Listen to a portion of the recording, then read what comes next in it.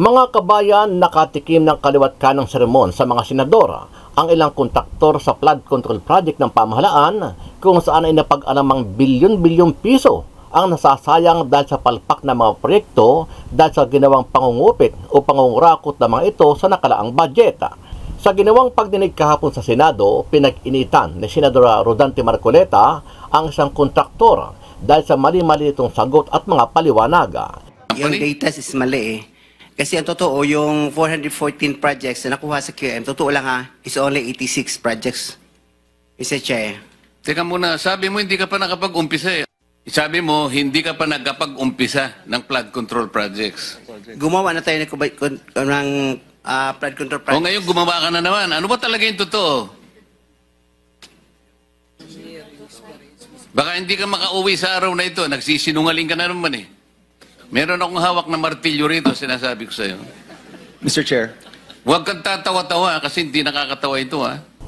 Dismayado naman si Senator Joel Villanueva at Senadora Mig Zubiri sa kanilang mga natuklasang palpak at tinipid na materialis na ginamit sa mga proyekto. Dahil dyan binalaan ni Senadora Gatchalian ang DPWH na hindi na sila mag-aatubili na gawing zero budget ang ahensya, sa halip ay ilalaan na lang nila ito sa Department of Education o DepEd. Hindi ko alam, Mr. Chairman, kung paano natin kayang harapin yung taong bayan na gigising sa umaga, lulusong sa baha. Panay, coco lumber. Diyos ko po. Tsaka bato. Tapos semento. Yung semento, mas manipis pa sa platito yung semento. Nakita ko this 2026 budget, meron na naman 274 billion pesos for flood control. Hindi ho kami magdadalawang isip, i-zero ho to at ilagay nilang ho sa mga eskwelahan kung ang itong flood control ay magiging ampaw lang na flood control. Ibinunyag naman ni Senadora Jinggoy Estrada ang mga ghost project sa iba't ibang bayan sa Bulacan na pinaglaanan ng bilyon-bilyong piso, kabilang dito ang Kalumpit, Hagonoy at Malolos. Sa kabila nito, inamin at kinumpirma naman ito ng DPWH, bagay na lalong nagpainit sa ulo ng mga senador. There were ghost projects in the municipalities of Kalumpit, Malolos, and Hagonoy in the province of Bulacan. Can you confirm this? Yes, Your Honor. And the contractor, allegedly, Wawaw Builders, correct? That's correct, Your Honor. Wawaw Builders had 85 projects amounting to 5,971,000,000. Nakatikim din ang sermon kay Senador Rapi Tulfo ang DPWH matapos mapag-alaman ng senador na may mga ginawang flood control project sa ilang lugar kahit hindi naman ito binabaha at wala silang naging koordinasyon sa lokal na pamahalaan. Ano po sinunod ho natin dito? Yung hazard mapping po ba? O sinunod natin yung politiko? As far as the National Expenditure Program that is submitted, these are equitably distributed amongst all the legislative and engineering districts. Bakit tayo magpopondo rin sa lugar na ito kung hindi naman po binabaha? It's a waste of money. Kasi sir, sabi for now, kay kami nag-uusap-usap dito, sa DPWH mo makikita ang pinakamayaman na opisyal sa ating bayan. Maliban sa DPWH, pinag-initan din ni Senadora Bato de la Rosa at Senadora Rodante Marcoleta ang Commission on Audit o COA dahil sa tila tahimik ahensya sa pag-audit ng mga project na ginawa ng DPWH at mga kontraktor nito. Anong papel lang kuha dito sa ghost projects na ito? Bakit hindi ito nyo nakita? Alam niyo yung problema, you have a very standard way of answering us. Yes, You are still waiting for your regional offices. Alam niyo yung problema ninyo, Madam Coa? Kasi puro kayo post-audit eh. Mag-audit kayo pag tapos na yung project. Ano ang masasabi mo dito, kabayan? Dahil sa talamak na korupsyon na nagaganap sa pagitan ng DPWH at mga kontraktor nito at karamihan sa kanila ay mga congressman, sang-ayon ka ba na dapat nang kumilo si Pangulong Ferdinand Bongbong Marcos Jr. para sa ibakin sa pwesto at maparusahan ang mga sangkot sa maanumalyang flood control projects sa bansa? Sama-sama nating panoorin ang buong video at pakicomment nyo po ang inyong mga reaksyon at sariling opinyon. Pero bago yan, sa mga hindi pa po nakasubscribe sa ating channel na Kabayan News PH, pakipindot po ang subscribe button at pakiclick na rin ang notification bell para lagi kayong updated sa mga bagong upload natin na legit at napapanahong balita. Maraming pong salamat. Sa 15 kontraktor na inimbitahan ng Senate Blue Ribbon Committee sa pagsisimula ng investigasyon hinggil sa umano'y anomalya sa flood control projects, no-show ang ilan sa mga ito. 7 lamang ang dumalo na may representative, bagay na hindi nagustuhan ng ilang senador. Marami yan sa kanila, Senator Jinggoy, nagkasakit lahat. Iba siguro ni nervyos. They have to come up with a reasonable answer. Hindi ho yung may sakit, may nauna, para hong itong committee 544 billion na pinag-uusapan natin. Mainit ang ulo ng mga senador dahil sa mga palpak umano na flood control projects na taong bayan naman ang napeperwisyo kapag andyan na ang tag-ulan. Hindi ko alam, Mr. Chairman, kung paano natin kayang harapin yung taong bayan na gigising sa umaga, lulusong sa baha. Panay coco lumber. Diyos ko po. Tsaka bato. Tapos semento. Yung semento mas manipis pa sa platito yung semento. Naungkat din sa investigasyon ng umano'y ghost projects. Do you still believe that there are ghost projects there? Or there were ghost projects? In all candidness, Your Honor, I think so. There were ghost projects in the municipalities of Kalumpit, Malolos, and Hagonoy in the province of Bulacan. Can you confirm this? Yes, Your Honor. And the contractor, allegedly, Wawaw Builders, correct? That's correct, Your Honor. Kadiri kayo. In Bulacan alone, Wawaw Builders had 85 projects amounting to 5,971,000,000. Kinwestiyon naman ni Senador Erwin Tulfo ang mga top na probinsya na may flood control projects pero wala naman sa top sa listahan na bahain. Pati na sa ilang kawani ng DPWH, may pasaring ang senador. Ano po sinunod ho natin dito? Yung hazard mapping po ba? O sinunod natin yung politiko? As far as the National Expenditure Program that is submitted, these are equitably distributed amongst all the legislative and engineering districts. Bakit tayo magpopondo rin sa lugar na ito kung hindi naman po binabaha? It's a waste of money. Kasi sir, sabi for now, kay kami nag-uusap-usap dito, sa DPWH mo makikita ang pinakamayaman na opisyal sa ating bayan. Inaasahang may mga kasunod pang pagdinig tungkol sa usapin. Monica, ilang flood control projects mula sa probinsya ng Bulacan ang kinumpirma ng Department of Public Works and Highways o DPWH na tinuguri ang ghost project o ito yung mga proyekto na hindi naman naisakatuparan o ginawa ngunit ito ay napondohan. Kasama ito dun sa isa ito sa mga 15 mga contractors na inihayag ni Pangulong Ferdinand Marcos Jr. na mga pangunahing kontratista ng mga naturang proyekto. Bagaman kinumpirma o nilinaw naman ni Secretary or DPWH Secretary Manuel Bonoan na biniberipika pa nila ang mga impormasyong ito.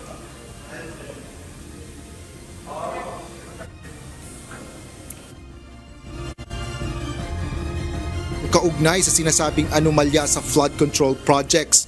Pinangunahan ito ng Senate Committee on Accountability of Public Officers and Investigation o ang Blue Ribbon Committee. Inungkat ni Senate President Pro Tempore Jinggoy Estrada ang ghost projects na napag-alaman ng kanyang opisina. Okay, my office received reports that there were ghost projects in the municipalities of Kalumpit, Malolos, and Hagonoy in the province of Bulacan. Can you confirm this? Yes, Your Honor. That's true. Well, this is information that we have received, Your Honor. And the contractor, allegedly, Wawaw Builders, correct? That's correct, Your Honor. Kinumpirma naman ni Secretary Bonoan na may kabuang 9 na bilyong pisong halaga ng mga kontrata sa pamahalaan ang nakuha ng Wawaw Builders para sa flood control projects sa buong bansa. Halos 6 na bilyon dito ay para lang sa probinsya ng Bulacan. Hindi dumating sa pagdinig ang naturang contractor o kinatawan nito, kaya't isa ito sa ipinasapina ng Senado upang pagpaliwanagin sa susunod na Senate hearing. Siniyasat naman ni Senate Minority Leader Vicente Tito Soto III kung paano nakuha ng naturang contractor ang mga proyekto, habang tiniyak naman ng DPWH Secretary na dumaan ito sa bidding. Oh, how did that budget get into your budget, the DPWH? Was there a senator or a congressman who inserted that for that particular area? Well, we'll just have to find out, Your Honor, because there are many sources in 2025. Let me just point out that some of the projects were included in the National Expenditure Program that has been submitted to Congress. And of course, there are projects that were actually added on in the General Appropriations Act. Tinanong naman ni Senator Erwin Tulfo ang Department of Budget and Management o DBM kung paano nabigyan ng pondo ang mga proyekto nang hindi sinisiyasat, at ipinaliwanag ni Budget Secretary Amena Pangandaman ang proseso. Madam Secretary, ma'am, wala po bang hindi po ninyo chinecheck? So, basta nag-request lang ng pondo, re-releasean ho ninyo. Hindi man lang matatanong para saan po itong pondo na ito, billion po ito, flood control. Wala ba kayong to counter na flood control? Kung ano po ang nakalagay sa General Appropriations Act, yun po ang inire-release natin sa Department of Public Works and Highways. Naka-line item po lahat ng mga projects. It's detailed and identified yung mga projects po. Isa-isa nakasulat po dyan. Yung mga projects, yung mga flood control projects. Kinwestiyon naman ni Senador Ronald Bato de la Rosa kung paano nakalusot ang mga ghost projects sa Commission on Audit. Anong papel lang kuha dito sa ghost projects na ito? Bakit hindi ito nyo nakita? Pwede malaman, Mr. Chair? Good morning po, Thank you. Mr. Chair and Your Honor. Based po sa aming mga reports na nakuha po from our regional and district engineering offices, ongoing pa lang po yung kanilang pag-collate ng mga observations, sir. Actually, sir, may mga observations naman po pero hindi ko po mako-conclude na pertaining po ito doon sa mga ghost projects. Para kay Senate Deputy Majority Leader Rodante Marcoleta, Chairman ng Senate Blue Ribbon Committee, hindi naman katanggap-tanggap ang mga sagot ng COA. Alam niyo yung problema, you have a very standard way of answering us. Yes, eh. You are still waiting for your regional offices. Alam niyo yung problema ninyo, Madam COA? Kasi puro kayo post-audit eh. Mag-audit kayo pag tapos na yung project. Monica, pitulang sa 15 mga contractors ang dumalo sa pagdinig ng Senate Blue Ribbon Committee, kaya ipinasapina ito ng Senate or ng komite para nga pagpaliwanagin sa susunod na Senate hearing. Isa sa mga yan ay nabigyan ng tsansa na magpaliwanag at ngunit pagkatapos ng ilang pagtatanong ay hiniling na lang ng mga senador na maghain o magpasa sa kanila ng dokumento, ng mga kaukulang dokumento kaugnay nga sa kanilang operasyon. Mr. Kirante, sabi mo kanina, hindi pa nag-umpisa yung QM Builders as a contractor? Yes, Mr. Chair. Hindi ka pa nakagawa ng project? Hindi pa, kasi yung nag-asawa ko ng 1991, nag-umpisa kami sa hardware. Yung maliit na hardware, nagtitinta ng bambo, mga ganun eh. Mga Bakit nasama ka sa 15 contractors sa listahan ng Pangulo? Kanina tinatanong ko, wala bang kukontra dito sa sinabi ng Pangulo na 545 billion worth of flood control projects ay ito lang mga 15 contractors ang nakakuha, kasama ka, QM Builders. Nandiyan ka pala, bakit hindi ka kumontra? Ba't ngayon sinasabi mo, hindi ka pa nakapag... Pasensya na, Mr. Chair, kasi medyo nahiya ako. So sinasabi mo, mali ang Pangulo with respect to your company? Yung data is mali eh. Kasi ang totoo, yung 414 projects na nakuha sa QM, totoo lang is only 86 projects. Mr. Chair. Teka muna, sabi mo hindi ka pa nakapag-umpisa eh. Ano yung sinasabi mong project? Ano ko lang siguro, bagitin ko lang. Noong 2003, nakalisensya na kami sa pickup, only category D. Hanggang Nung 2024, naging quadruple A na tayo.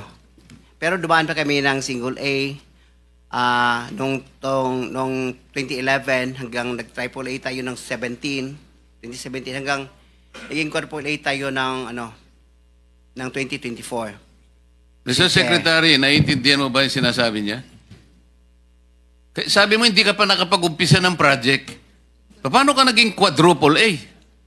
Ano ko lang, Mr. Che, yung sinasabi kong 1992 is hardware pa yon. Yung nakita niyo yung hardware. Hindi natin pinag-uusapan yung hardware mo. Ang pinag-uusapan natin, flood control projects. Tinatanong ka kanina, sabi mo, hindi ka pa nagkapag-umpisa ng flood control projects. Paano ka nagkaroon ng lisensya? Paano ka naging quadruple A? At lalong mahalaga, paano ka nasama sa 15? Gumawa ka na ng flood control project. Gumawa na tayo ng flood control project. O ngayon gumawa ka na naman. Ano ba talaga yung totoo?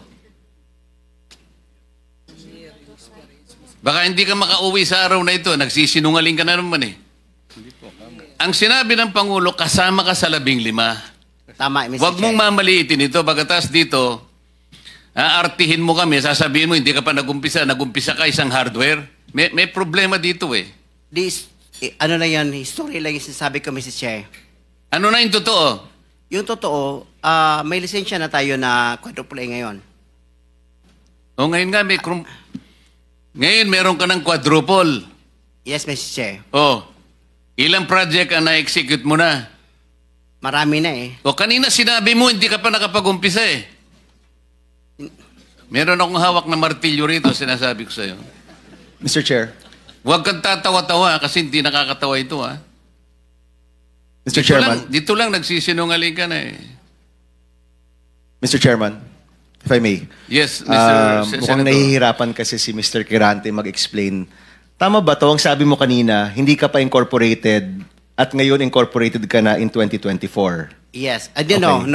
Hindi rin.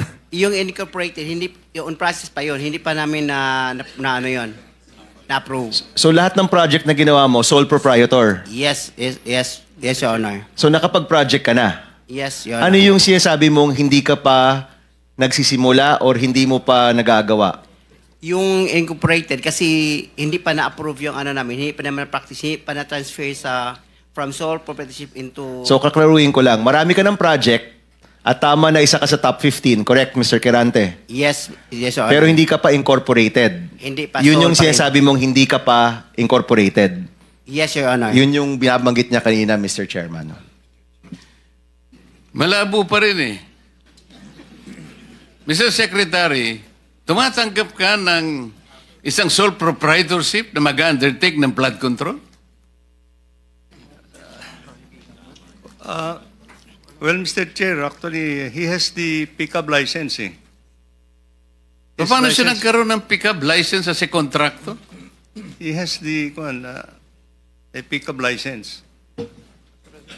Paano ka nakakuha ng pickup license, Mr. Quirante? Sole proprietorship ka lang? Yes, Mr. Chair. Kailan mo nakakuha yan? 2003. Hanggang nag-upgrade tayo sa 2007, naging B tayo. Hanggang 2011, naging A tayo. Yung 2017, naging triple A tayo. Ano yung net financial contracting capacity mo as a sole proprietorship? 40 billion, Mr. Chair. 40 billion? Yes, Mr. Chair. Yung financial statement mo, padala mo sa amin. Mr. Chair, if I may. Mr. Chair. Teka muna, si Senator JB muna para matapos natin lahat. Quick lang para sa kanya. Kanino? Kay Quirante. Habang hindi pa siya umalis. Naniniwala ka pa dyan? Naintindihan ko, Mr. Chair, dahil tingin ko, Bisaya ito, hirap mag-express ng sarili niya in Tagalog. Kaya, I would rather advise him na uminom ka ng tubig, mag-inhale ka, relax ka, at ang pagsalita mo, huwag mo masyadong bilisin. Naintindihan kita para tayo Bisaya. May difficulty in expressing yourself ka. Hindi ko kinakampihan, Mr. Chair. Ha? Ang sinasabi niya, meron siyang 40 billion pesos. 40 billion. NFCC. 40 billion ang sinasabi niya. NFCC, Mr. Chair. Kaya nga, 40 billion pesos. Yes, Mr. Chair. Oh. Naniniwala ka, Mr. Senator? Ano yung NFTC, Mr. Chair? Hindi ko... Net? Net Financial Contracting Capacity. Totoo, tinoon na, bay. Ha? Yeah. May 40 billion ka? Yes. Nakadeposito sa bangko na? Unsa man na? Ay, Paano? hindi. Yung NFCC kinuha sa... Ano yan? Yen o pesos? Asset yan. Kasi yung NFCC, kinocompute ng times 15 yon, Mr. Chair. Halimbawa, may 1 billion ka sa bangko. Pwede ka sa 15 billion. So, halimbawa, may pera ka sa bangko na 2 billion, ibig sabihin, pwede ka sa 30 billion. Yan ang computation. Kaya tayo yung pera natin, kasama na yung mga assets, more than 2 billion. Kaya, i-multiply natin ng 15, abot ng 40 billion.